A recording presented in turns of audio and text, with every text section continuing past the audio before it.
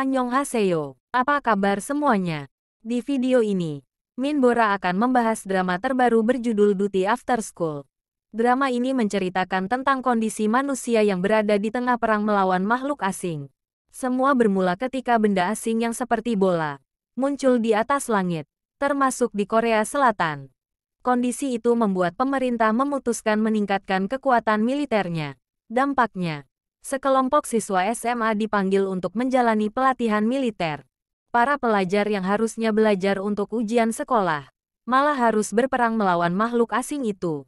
Bagaimana cerita selanjutnya? Apakah mereka bisa bertahan dan menang melawan makhluk asing itu? Ayo simak dulu alur ceritanya. Episode ketiga dimulai dengan Hirak dan Taeman yang mengadakan pesta kecil di Toserba sementara siswa lain bersembunyi dan lari menyelamatkan diri. Saat Hirak dan Taeman akan pergi, mereka melihat makhluk asing itu dan mendekatinya tanpa tahu seberapa bahayanya itu. Setelah menyadari jika makhluk itu akan menyerang, mereka mulai berlarian di sekitar toko untuk menghindarinya.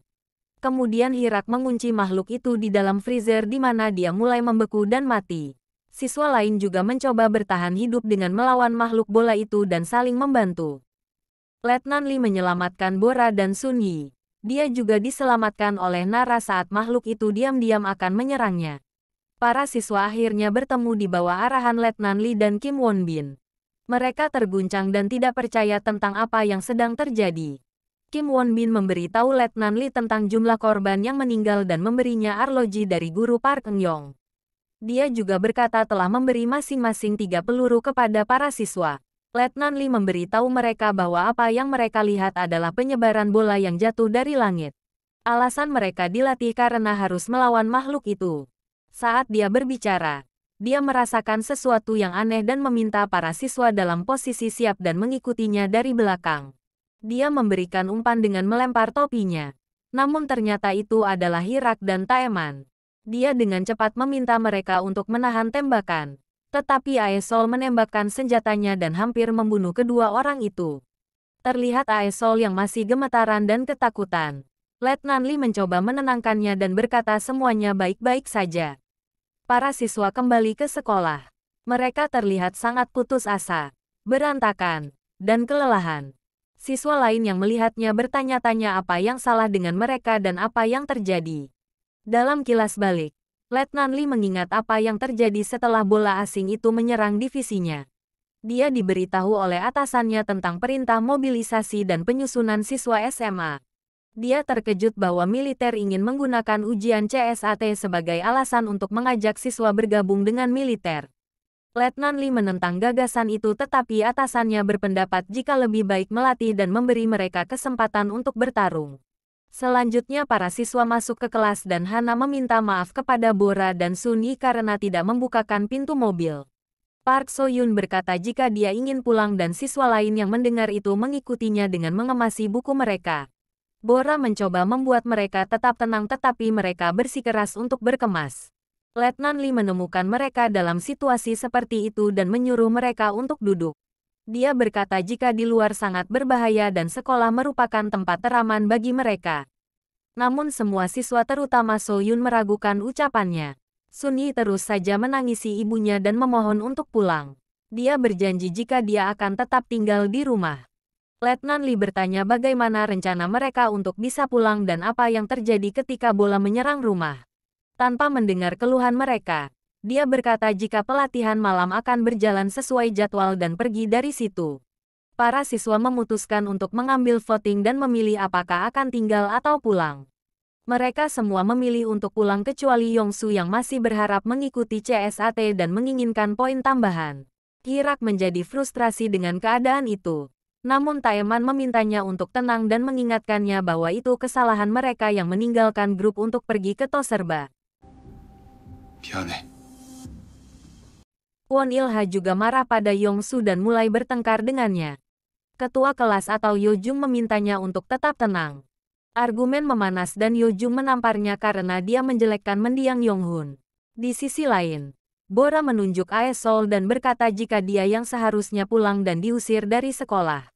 Mereka akan mati karena Aesol dan bukan karena bola itu. Nara yang mendengar itu membelanya. Para siswa merasa jika orang dewasa membodohi mereka dan menggunakan CSAT untuk membuat mereka tunduk pada keinginan itu. Mereka melakukan voting lagi dan Yongsu masih memilih untuk tetap tinggal. Won Il-ha kehilangan kesabarannya dan dengan liar menyerangnya lagi. Pada akhirnya Sun Yi berlutut dan memohon kepada Yongsu untuk setuju. Setelah pemungutan suara, Yojung dan Yongsin bertemu dengan Letnan Lee dan memberitahu keputusan mereka.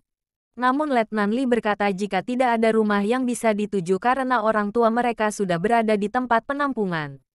Yojung yang mendengar itu memintanya untuk membawa mereka ke tempat penampungan juga. Letnan Lee mengingatkannya bahwa mereka sekarang adalah tentara dan karena itu, mereka tidak akan bisa pergi. Siswa lainnya marah dan sedih setelah mendengar fakta itu.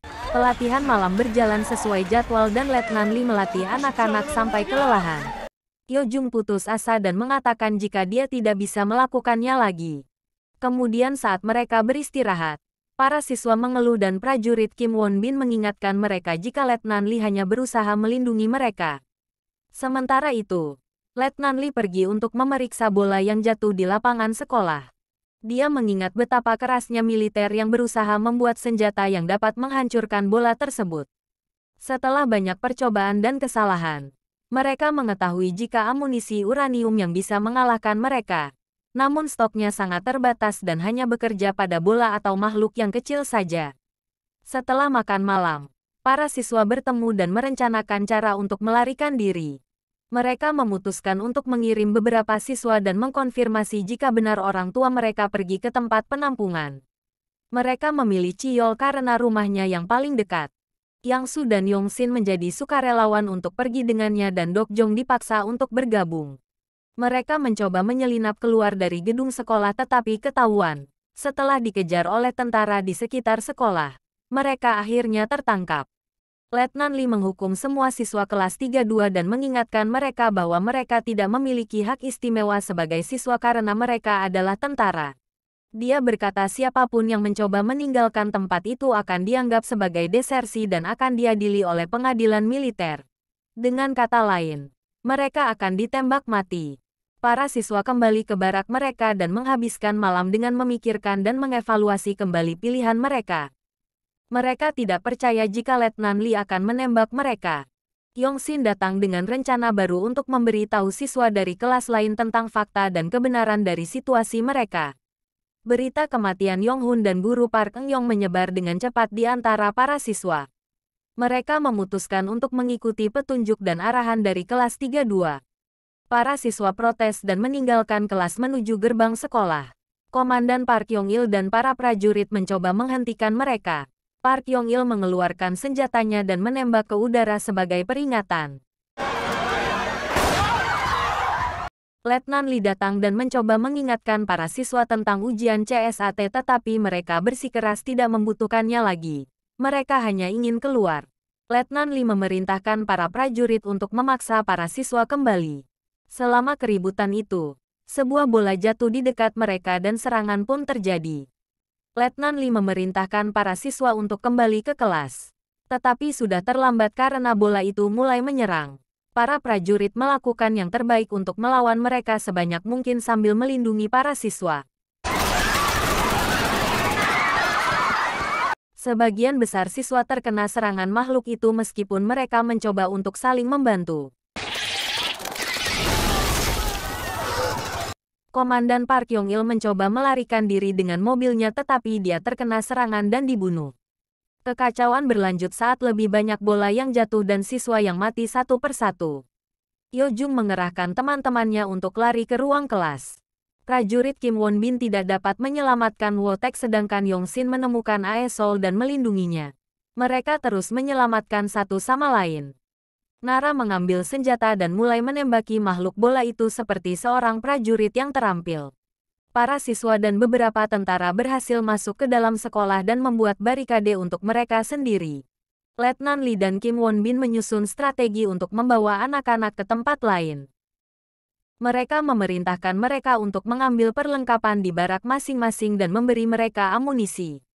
Kim Won Bin dan Letnan Lee memimpin saat anak-anak mengikutinya dari belakang. Mereka bersenjata dan siap untuk menembak. Mereka sampai ke lantai dasar dan Letnan Lee memerintahkan mereka untuk lari ke truk militer yang ada di luar. Nara dan Yang Su memberikan perlindungan untuk mereka saat anak-anak lain lari ke truk.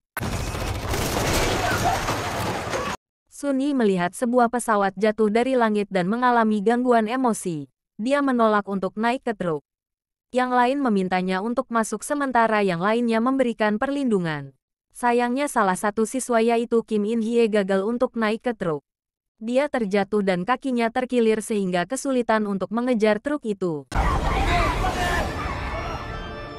Letnan Lee yang mengetahui itu terlambat menghentikan truknya. Dia sudah diserang oleh makhluk itu. Kim Won Bin yang hampir ketinggalan truk menghampiri Letnan Lee dan mencegahnya untuk menolong In Hye. Episode ketiga pun selesai. Sekian dulu video dari Minbora. Terima kasih buat teman-teman yang sudah menonton video ini. Sampai jumpa lagi. Annyeong, bye-bye.